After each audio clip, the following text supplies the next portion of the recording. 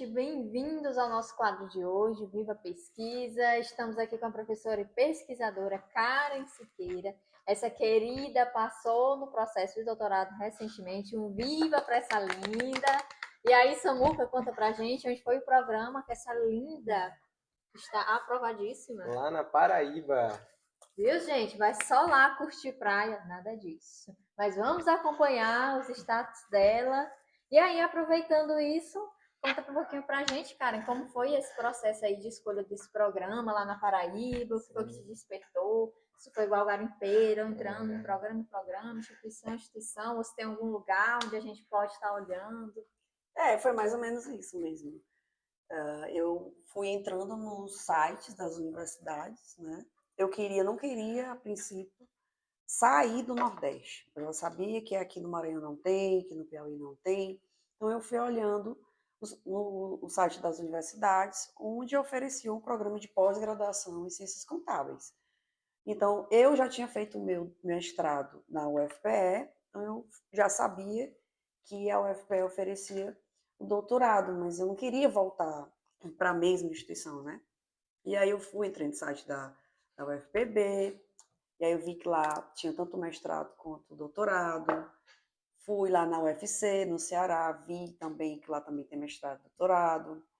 Na UFRN, só que lá eu vi que tem mestrado, mas o doutorado é em administração. E eu queria que o doutorado fosse especificamente na área de ciências contábeis, então foi meio descartando isso. Mas além disso, eu também cheguei a procurar em instituições em outras regiões, como a região sul, porque eu participei de alguns congressos, inclusive fui lá, um congresso na Universidade Federal de Santa Catarina, que a gente sabe que tem excelentes autores da nossa área, como a querida da Beuren, e cheguei a olhar o edital processo seletivo. Sim, professora. Como é que a senhora faz para ter contato, né, com esses profissionais que são de fora, dentro do âmbito da pesquisa, da extensão? Existe diferença, sim, dos editais desses programas? Por exemplo, você disse que pesquisou aqui no Nordeste, mas também foi para o Rio Grande do Sul. Existe diferença disso? A gente precisa ter algum link de contato, nem que seja virtual, por e-mail, para participar desses processos? Na verdade, eu conheci esses programas porque eu participei muito desses eventos científicos de pesquisa, congressos, né? Então, fui até mesmo por conta da UEMA. Os meus orientandos de TCC e orientandos de outros professores submeteram seus trabalhos de conclusão de curso e a gente foi, acho que está em 2022, a gente foi para a USP. Cheguei lá na USP, encontrei um colega que tinha feito o doutorado na UFPE e me apresentou a orientadora dele, que era da Paraíba. E aí eu disse, a gente ficou com esse network, né? Gente. Então, professora, aí cheguei lá, tirei minhas dúvidas, tricotei com ela, qual é o seu programa, qual é a sua linha de pesquisa, o que eu preciso fazer, né? Então a gente ficou lá trocando figurinhas, então é importante também ter esse network, e a gente acaba, né, se conhecendo, porque lá os meus amigos do mestrado, cada um passaram em outros concursos e cada um que se espalhou, e isso conta muito também. Eu acho o interessante dos congressos é justamente o maior barato que eu acho é isso. A gente vai, obviamente, apresentar os resultados das nossas pesquisas, que essa é a intenção, né? Mas a gente conhece muita gente, e aí tieta um pouco lá dos autores da nossa área, como o que eu fiz lá com a Bíblia lá na Federal de Santa Catarina. E aí a gente vai vendo programas, professores, e aí eu parti disso. Eu sabia que inicialmente eu não queria sair, né, do Nordeste, mas eu também fui para lá para o Sul, porque a gente sabe que também é outra realidade, né, o Sul. Sim. E aí também contou muito para mim o modelo do processo seletivo, que muda de universidade para universidade. Então, dependendo da estrutura que você tem, você vai, né, escolher aí a instituição por conta do processo seletivo. Então, tem muita gente que se liga na questão da prova da ANPAD, que é bem temida, né? Sim, todo mundo Eu não quero fala fazer nessa ANPAD, querida. então eu vou procurar um programa de pós-graduação que não exige ANPAD como um processo, como etapa eliminatória, que é o caso da UFPB. Então, eu já sabia disso. Por quê? Porque eu priorizei, eu quero ficar no Nordeste, e já conhecia, né? Eu tenho amigos que estudaram comigo, que são egressos da UFPB, então eu participei de um congresso na UFPB, eu fui lá, conheci os professores. Então, conheceu a instituição, né, o Sim, quadro, isso é importante, né, que né, dentro desse você se processo. ambientaliza, Fazer um eu contato me ali. imaginei ali, né? E aí, quando eu fui para o mestrado, eu falei, aí eu participei, inclusive, a convite do meu amigo que passou no doutorado no ano passado, que fez o mestrado comigo. E aí eu fui lá para uma palestra que eles receberam uma professora de Portugal e estava explicando como é que é o processo de doutorado de sanduíche, né? E aí eu me vi ali, eu disse, gente, próximo ano eu vou tentar. Quem sabe vai dar certo, né? E que bom que deu. Graças a Deus. Amém. Vamos É. ter uma futura doutora aqui na UEMA. Por falar nisso, Karen, aproveita que já antecipa um pouquinho. Quando terminar, né, esse doutorado, pretende voltar para casa, para os seus queridos alunos, né, Samu? Porque já está Sim, aqui ansiosa, guardando ela. Daqui a 4 anos, acho que ele já até se formou, já, né? já. Já tô em que período? Sim, né? Eu dei entrada no processo de afastamento, então, como eu já sou professora efetiva da UEMA, já há 4 anos, então a gente tem dentro das normas institucionais que o professor pode solicitar afastamento. E aí temos regrinhas, né? No meu caso, eu estou pedindo afastamento porque não é viável a logística de eu ir para lá e voltar para dar aula, não, né? Não é praticável. Então, como a norma fala que é acima de 500 quilômetros e a Paraíba acho que dá quase 1.000, e também a forma como as disciplinas são organizadas no doutorado. Tem disciplinas que são ofertadas semanalmente e tem disciplinas que são modulares, uma vez por mês, né? Então, elas são mescladas nesse sentido. Aí a gente também tem que levar em consideração. Então, eu vou me afastar e aí eu preciso voltar por igual período para a instituição. Você disse que dentro desse processo, né, antes de concorrer propriamente dito, você conheceu a instituição, participando de congressos, de evento. E aí eu queria saber um pouquinho, eu acredito que quem está ali do outro lado da telinha também, como que é esse processo da construção do currículo Lattes, né? Porque a gente não vai chegar lá do nada e fazer a inscrição, existe toda uma construção. E aí eu queria saber como é que isso funciona, se foi algo planejado, se tu só acordou da noite pro dia, vou fazer o doutorado agora, se é que isso existe, né? Muito difícil. Na verdade, já era um objetivo que eu tinha a partir do momento que eu escolhi ser professora universitária. Então, quando eu entrei pelo concurso, eu era mestre. E a gente sabe que a universidade, o intuito é de ter doutores, né? Eu tenho que ter uma qualificação. E isso, já que eu trabalho com pesquisa, não só com docência, mas além de tudo, por ser uma realização pessoal. Né? Eu me sinto incompleta enquanto pesquisadora, porque eu preciso ir para o próximo nível, né? Que também não é o último nível. Então lá vou passar 4 anos, vou aprender muito e vou trazer o que eu vou aprender lá para compartilhar não só entre os pares, né, mas também com os meus alunos, que isso também contribui para o ensino, contribui para a extensão. Aproveitando esse gancho que a senhora pegou em relação a se tornar, né, professora universitária, como é que nós que estamos entrando na graduação agora, caindo de paraquedas, como é que nós podemos fazer, em meio à sua experiência, esse processo de planejamento dentro desses programas de pós-graduação? Essa a questão que a Daline falou da construção curricular, ela começa de fato quando a gente entra na graduação. Então, essas atividades que a gente oferta para vocês, projeto de extensão, projeto de pesquisa, que vocês participem de congressos, tudo isso são atividades que vão não só promover a potencialização e a qualidade do ensino, mas que vai preparar vocês dentro dos parâmetros da graduação, do nível de graduação, nível de dificuldade, né? Que vai aumentando, né? Então, na graduação é um nível de dificuldade, na pós-graduação é outro nível de dificuldade. Então, tudo que a gente faz na graduação, ou pelo menos na maior parte, geralmente é cobrado nesses processos seletivos da pós-graduação. Então, quando eu fiz o mestrado, e aí um ponto para quem está começando agora, ou para quem já vai, eu já tenho, como é o meu caso, né? Já tinha um mestrado, fiz a seleção para o doutorado. É o quê? Focar na construção do Lattes, na construção curricular, porque é uma etapa do processo. Então, eu fui lá, li todos os editais das instituições que eu estava, de fato, interessada, porque também não dá, né? Você precisa focar. Sim. E fui vendo aquilo que eu já tinha e aquilo que eu poderia potencializar. Então, por exemplo, já tinha um mestrado, né? Não vou fazer outro mestrado, eu já tenho um mestrado. Ok, isso aí já é um ponto. Tenho experiência na docência, já tinha um ponto. Então, tem algumas variáveis que realmente você pode melhorar, como, por exemplo, pesquisa, publicação. Publicação são números, né? Então, quanto mais publicação, mais pontos você vai ganhar. Tenho especialização? Para mim, não tenho, mas eu já tenho o mestrado, então eu já estou dentro do processo seletivo. Então, você precisa conhecer o processo e construir baseado nas regras daquele processo. Professora, como a senhora tem uma vasta experiência, né, dentro da docência, essa experiência ela pesa dentro desse processo de seleção? Sim, né? Porque como que funciona esse processo seletivo? Como foi o da UFPP?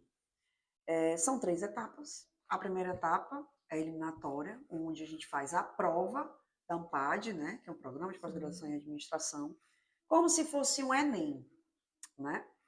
Todo mundo possa entender.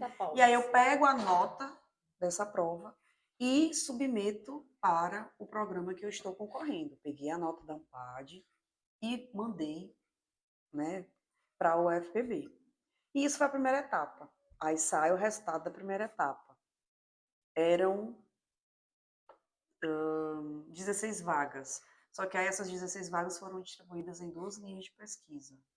Né? E a minha linha é contabilidade e finanças e eram 11 vagas. Então, né, quem tira as notas maiores vai ao ranqueamento, duas vezes o número de vagas. Eu não vou me lembrar que é o certo. Então, eu fui e fiquei classificada nessa primeira etapa. Fomos para a segunda etapa. O que era a segunda etapa? A segunda etapa já era a análise curricular. Aí onde entra a questão que tu falou. Lá tem um item que eu pontuei, que é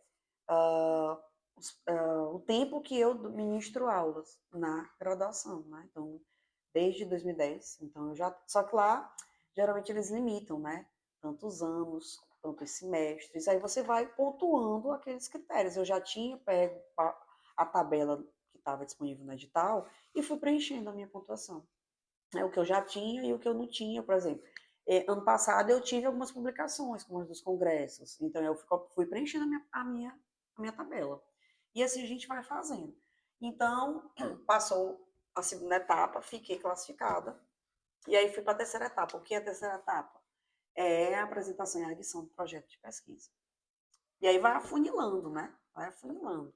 E aí submete o projeto, teve a defesa do projeto, e aí ao final dessas 3 etapas saiu o resultado positivo, né? Que vocês já conhecem. A concorrência ela é muito alta dos programas de doutorado? Geralmente o que a gente vê é que são poucas vagas. Geralmente são 5, 6, 7. No mestrado não, no mestrado geralmente tem mais vagas, o dobro de vagas, o triplo de vagas, né? Mas no doutorado não, são poucas vagas. Esse ano a UFPB ela disponibilizou mais vagas do que ano passado, por exemplo, né? Então esse foi um ponto positivo. E outra coisa também que é importante dizer é que não é porque a universidade vai disponibilizar o programa, vai disponibilizar 16 vagas, que vai ter 16 aprovados. No caso da minha linha de pesquisa, várias pessoas foram reprovadas e tiveram vagas ociosas. Porque se você não preencher os critérios, né, eles são muito criteriosos, né? E obviamente querem manter o padrão de qualidade do programa. Então, teve algumas vagas ociosas para o doutorado nessa edição. Você falou das etapas para essa seleção, e uma delas foi o pré-projeto. Gostaria que tu contasse um pouquinho para a gente como foi esse processo de escolha da tua linha de pesquisa, se tu já utilizou alguma pesquisa que tu vinha fazendo dentro do campo da universidade, ou se tu foi para uma linha de pesquisa nova. Como foi esse processo de escolha? Primeiramente, né, eu me apropriei assim, de todo o contexto do certame em relação ao edital, às linhas de pesquisa, e dei uma busca no site para ver quem eram os professores e o que eles pesquisavam para tentar encaixar alguma temática do projeto.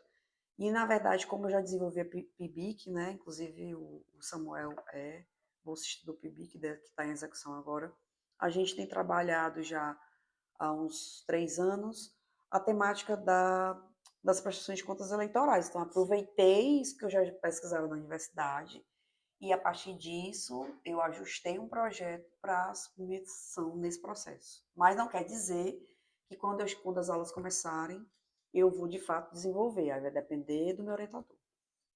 Essa é até uma pergunta interessante, porque eu também estou nesse processo de iniciação científica, eu faço mestrado. Eu lembro que no meu processo de seleção do mestrado, foi uma dificuldade essa construção do projeto de pesquisa. Sou formada em contabilidade, em direito e meu mestrado é em antropologia. Então é uma linha que é bem diferente e aí na hora de fazer essa construção, né, esse processo de apropriação de teoria, ela é bem impactante quando a gente vai para uma curva diferente do que a gente já acompanha. Então por isso da pergunta se houve apropriação, assim, aproveitamento, na verdade, de pesquisas já construídas dentro do processo. Eu lembro que no meu foi bem difícil esse aproveitamento. Saindo da graduação, caindo de paraquedas no mestrado de antropologia, e estamos lá. Mas quando a gente já tem uma linha de pesquisa construída, que eu acho que é o caso, por exemplo, de quem está na universidade pública, que é diferente de quem está na privada, já tem esses primeiros passos que facilita, que no meu caso, na privada eu não tive, né, esses passos de pesquisa. Então foi bem mais complicado. Mas é bom saber que a gente consegue fazer esse aproveitamento do que já se vem pesquisando dentro desses processos. E por isso que é importante. Lá no edital, inclusive, eles colocam as linhas, as temáticas que existem dentro das linhas de pesquisa. Né? Aí tu vai, escolhe uma lá, te agarra e desenvolve. Tem que ir na fé para ver. Mas dentro da pontuação, ela tem que seguir a linha de pesquisa que consta no edital? Não, se você fizer uma temática fora da linha de pesquisa, isso acarreta reprovação. Não, dentro, naquilo que conta no currículo.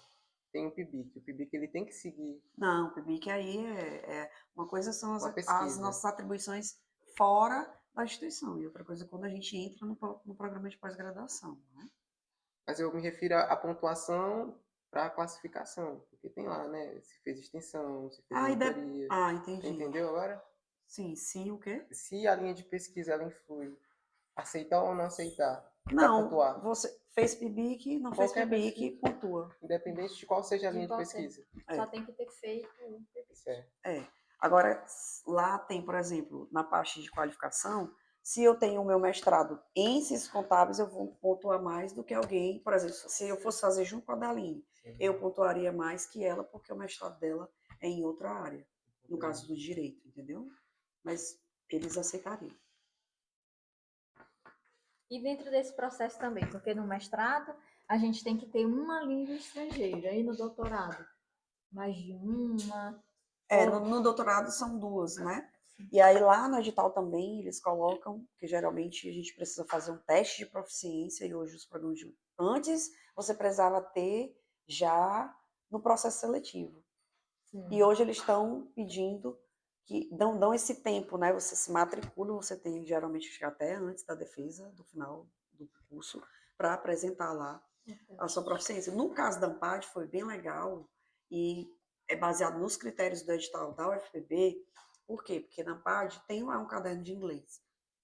Então, eu vou aproveitar a minha nota da prova de inglês da AMPAD como exame de proficiência na língua estrangeira, no caso, inglês. Por quê? Porque eu atingi a nota mínima para isso. Então, não vou precisar fazer mais uma prova em separado.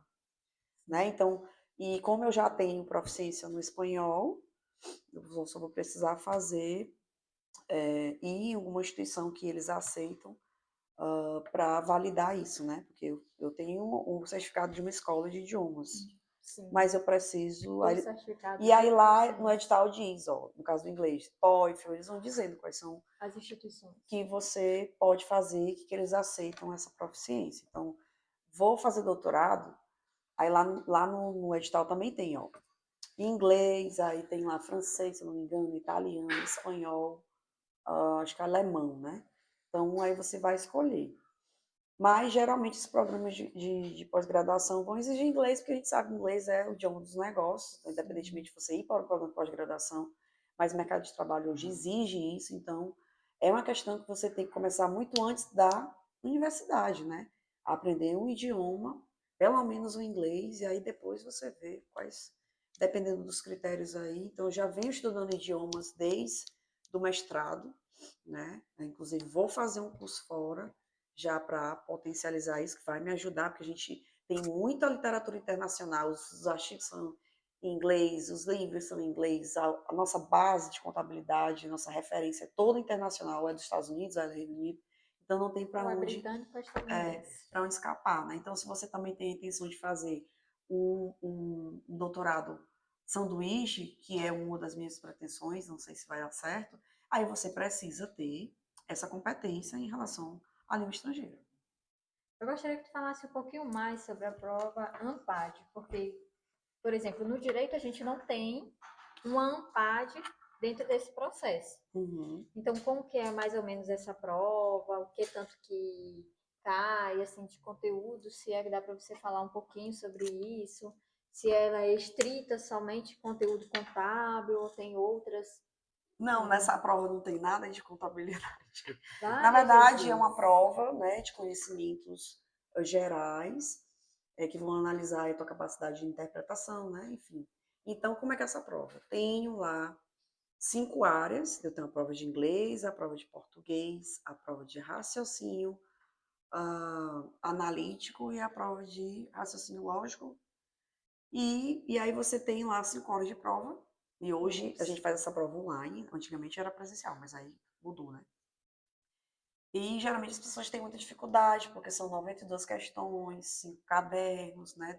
Tem a prova de inglês no meio, então quem não gosta de matemática aí, a galera que não É gosta, desafiador. né? Com certeza, né? E eu não fiz só uma vez, eu fiz várias vezes, eu utilizei várias estratégias, né? Algumas deram, outras não deram. Mas por quê? Porque eu priorizei, eu quero ir para o UFPB, então eu tenho que me moldar ao processo seletivo que eu escolhi. Outras pessoas, cara, eu não quero fazer ANPAD. Então, por exemplo, a UFC, se você olhar o edital da UFC, lá não, a ANPAD não é uma etapa do processo eliminatória. Lá vai contar pontos para sua análise curricular. Fez ANPAD, tirou nota entre 100 e 200, ganha 10 pontos, um exemplo, né? Sim. E como aí já é diferente, então tem muita gente que não quero fazer ANPAD. Também é um preço um pouco, né?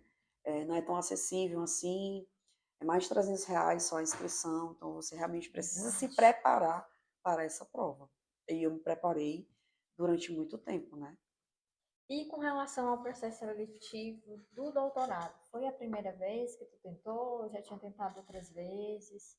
Eu tentei no ano passado, eu tentei, mas aí fiquei na ANPAD, porque eles vão reservar lá a quantidade de vagas, se não me engano eram 5 vagas, e eles fizeram um corte lá, se não me engano acho que eram 12, não sei. E aí quem tem nota maior vai ficando, né? Sim. E aí por conta de duas vagas, aí eu fiquei abaixo do corte. Eu nem Foi fui para as na próximas UFPB? etapas. Sim, da UFPB. Eu disse, então eu sabia que eu tinha que me preparar melhor para a ANPAD, entendeu? Então, galerinha, quem quiser fazer doutorado em ciências contábeis lá na Paraíba, ó a dica aqui da prof, focar na ANPAD. Certo. Professora, vamos falar da parte boa, a parte do dinheiro, né? Nós sabemos que a senhora vai estar se afastando Olha aí. e a gente quer saber como é que funciona esse processo dentro da UEMA, de afastamento, para os professores Na efetivos. verdade, falando de maneira geral, como que funciona esse processo, não só na UEMA, mas nas instituições aí, federais. Nas instituições públicas, né? Então, como eu sou efetiva, seguindo a resolução específica da instituição, já passei do meu período do estágio probatório, então eu tenho o direito de solicitar afastamento, porque são 4 anos, né? Eu vou me deslocar, vou ter que me mudar para lá. Não tem como eu ir assistir aula lá na FEB e voltar para a UEM para trabalhar. É muito longe. Então, a gente passa por um processo administrativo, que inclusive está transitando, e aí eu vou ter uma portaria de afastamento, e aí eu vou, né, continuar recebendo normalmente o meu salário, por esse período que eu estarei me dedicando à qualificação profissional. Porque o que a UEMA quer? Qualquer universidade quer? Quer qualificação. Então, quanto mais doutores, melhor, né? Porque quando eu voltar, ela está investindo em mim, né? Então, quando eu voltar, eu vou dar esse retorno para a universidade por meio aí de pesquisas, editais, que vem aí recursos federais que eu posso desenvolver, que inclusive são destinados apenas para professores que têm doutorado. Então, isso traz aí a contribuição muito grande, não só para o meu curso, mas para o campus que eu estou lotada aqui hoje, a Codó. Isso também é importante até para o desenvolvimento da instituição quanto ao fomento à pesquisa, né? Porque a Sim, gente sabe que, por exemplo, lá se ter um grupo de pesquisa no CNPq hoje é só quem tem doutorado, né? sim, para ser líder de Infelizmente, pesquisa, eu quero não criar dá um para abrir grupo, um aí grupo eu de preciso, pesquisa. né? Mas para participar como membro, aí Pode pode ter ter outras. outras titulações, mas para ser responsável, líder, exige a titulação de doutor. E, Karen, por exemplo, para quem vai fazer o doutorado, mas não é servidor público, né? Existe bolsas também disponíveis, assim como no mestrado, Sim. ou a pessoa vai ter que ir na fé, na cara, na coragem e se virar por lá. Quando eu fui fazer o mestrado, né, que eu acabei a graduação e fui para a UFPE, eu era estudante, né? Então, terminei a graduação, fiz o seletivo, vai que dá certo. Deu, fui. E nessa época eu não era concursada. E aí o que foi que aconteceu? Eu concorri a bolsas da CAPES. Na época eu fui conseguir essa bolsa, né, baseada lá nos critérios da universidade, quem é longe, questão de renda, enfim.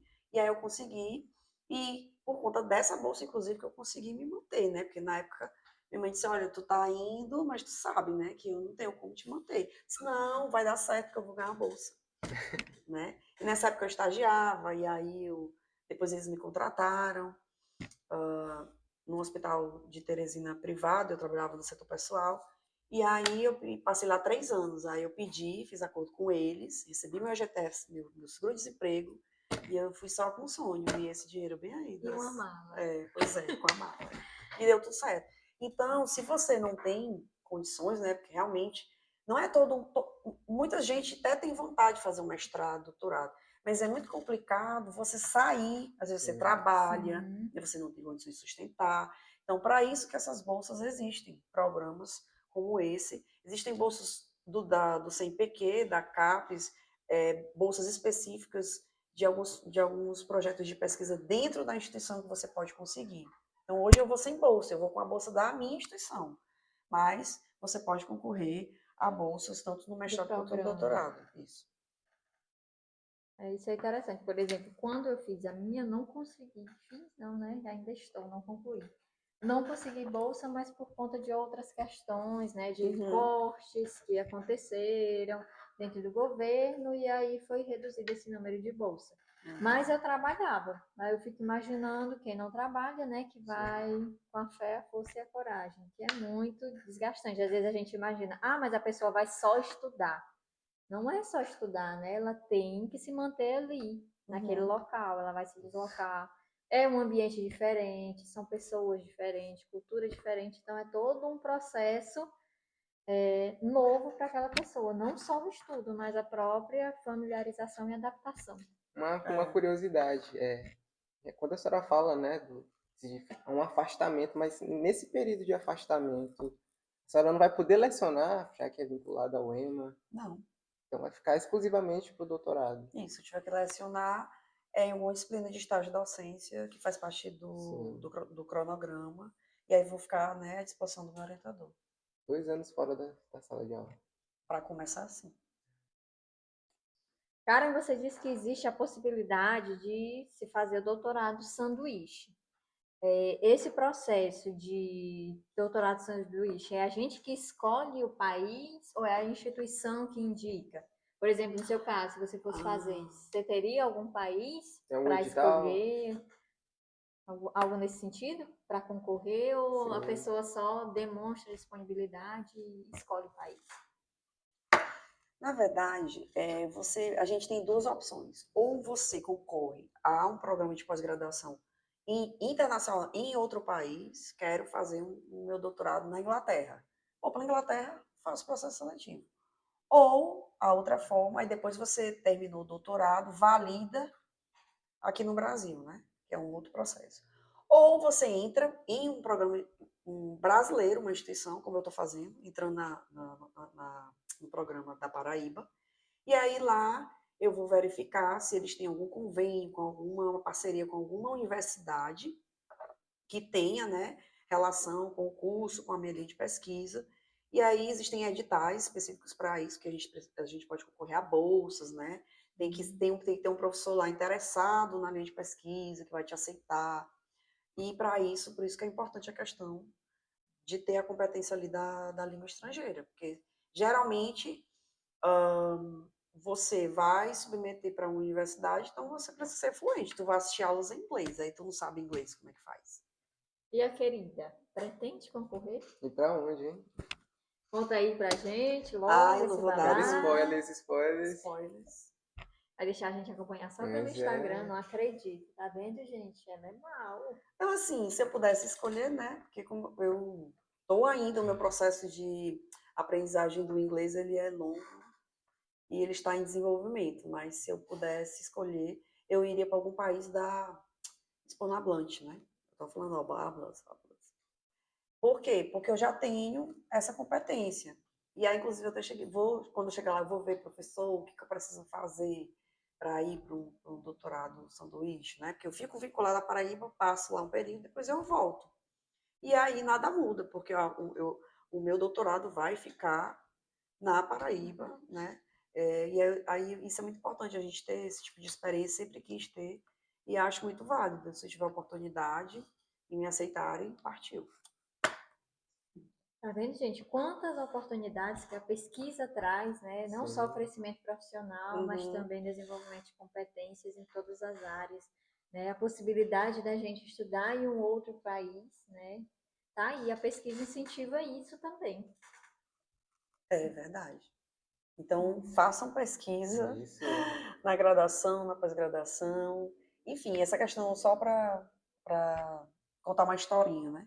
Eu comecei a fazer pesquisa na graduação. Então, eu fui para um congresso, que nessa época eu gostava muito de ir para congressos estudantis, e vi lá, lembro, nunca esqueci, na Universidade Federal, lá de Alagoas, campus Maceió. Então, tiveram uns alunos da minha instituição e da Federal do Piauí, que foram representar a sua instituição e apresentaram artigos, e eu lá no auditório, olhando aquilo ali. Disse, nossa, achei legal isso. Próximo ano eu acho que eu vou submeter um trabalho. E aí foi quando acabou lá a apresentação do rapaz, ele era da Federal do Piauí, eu estudava na Estadual do Piauí. Eu disse, ei, como é que faz para fazer isso aí e tal? Tô querendo o próximo ano. E aí a gente se juntou, a gente fez um artigo, e no ano seguinte estava lá eu no palco, apresentando o projeto não, o artigo, e eu acho que foi premiado, a gente comprou até um computador, a gente nem tinha computador nessa época. E aí ele já, né, ele fazia um outro curso na Federal, ele fazia Ciências Contábeis na UESP, e fazia outro curso acho que era Sociologia. E ele foi para o mestrado. E aí a gente foi conversando sobre pós-graduação e foi aí que surgiu e eu comecei a fazer pesquisa. Obviamente eu era muito verde, né, naquela época. E fui pro mestrado e deu no que deu. E nunca mais parei, me apaixonei. Se eu pudesse, eu faria só pesquisa, né? Mas você sabe que viver de pesquisa no Brasil ainda é muito complicado. Mas é uma atividade docente que eu gosto bastante e acredito que o doutorado vai mesmo que somar muito, né, para o meu crescimento, para o meu amadurecimento e poder voltar para o meu campus e contribuir, né, com os meus colegas e com os alunos. Eu acho que fomentar a pesquisa, porque a gente acha que às vezes a gente tá abrindo mão, né? Estou saindo, como eu saí da outra Sim, vez, mas isso mostra que é possível, né? Se eu sim. passei, vocês podem passar, né? Se eu passei, vocês podem passar. Então, é só questão mesmo de você ter foco, a gente precisa abdicar, como tudo na vida, é uma escolha que eu fiz, né? Então, eu abdiquei de muita coisa para construir essa trajetória dentro da docência, né? Porque hoje eu sou uma professora de dedicação exclusiva, então eu não tenho outra atividade que não a docência universitária, ao que eu escolhi estar onde eu estou fazendo o que eu estou fazendo. Então, sou muito grata e por estar fazendo isso, né, por ter essa oportunidade, esse privilégio de fazer o que eu gosto. Aproveitando a fala da professora Karen, a gente encerra o nosso podcast, convidando vocês, alunos da instituição, tanto da UEMA quanto de outras instituições, para que invistam na pesquisa, né? Para que façam pesquisa. Assim, o nosso estado cresce, né? A nossa educação cresce e a gente também, enquanto profissionais e pessoas. Então, venham fazer pesquisa com a gente. Viva a pesquisa! Ei!